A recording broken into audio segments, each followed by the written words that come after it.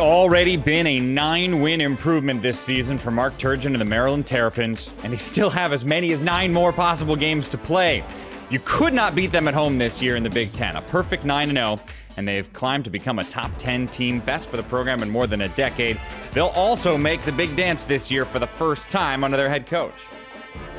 So let's bring in Mark Turgeon now. 17 wins last year, 26 and counting this year. I'm going to make you pick one, Mark. Pick one reason as the biggest reason for the turnaround this year.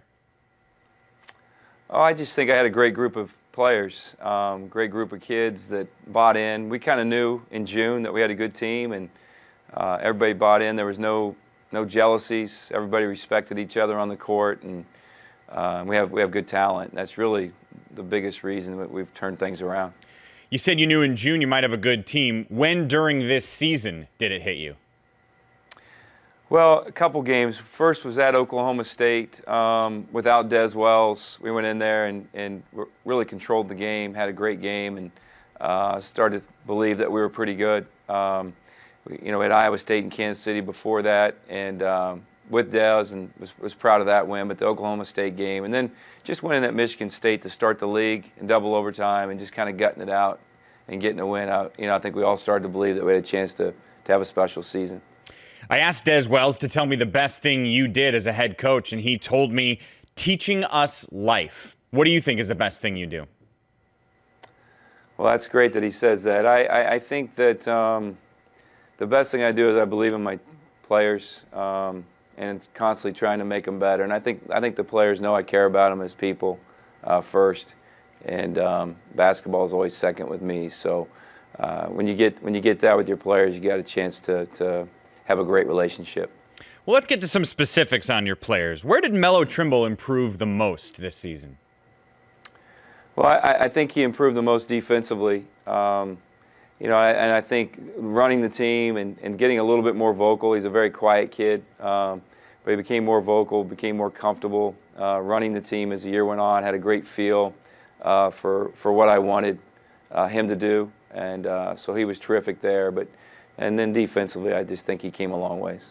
One of the main reasons you won this award is because it's your first year in a brand new league. What surprised you this season?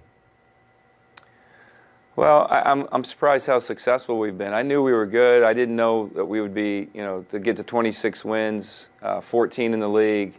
That probably surprised me the most. I felt like we were going to be an NCAA tournament team, but to do what this team's done has really surprised me. But the league's been terrific. Really enjoyed it. Enjoyed the venues. Everywhere you went, it was a packed house, and people that were passionate about their team. The coaching was what I expected, great coaching, and a lot of really good players. So it's, it worked well for us this first year. You share this honor with Bo Ryan. We just heard from him a moment ago. And off air, I asked him what he thought about the job you did this year. I want you to listen in. Here's what Bo had to say. Congratulations to Mark on getting the kind of guys he wanted to have on the floor and coming into the league and making a huge statement. Definitely good for our league, and really happy for him.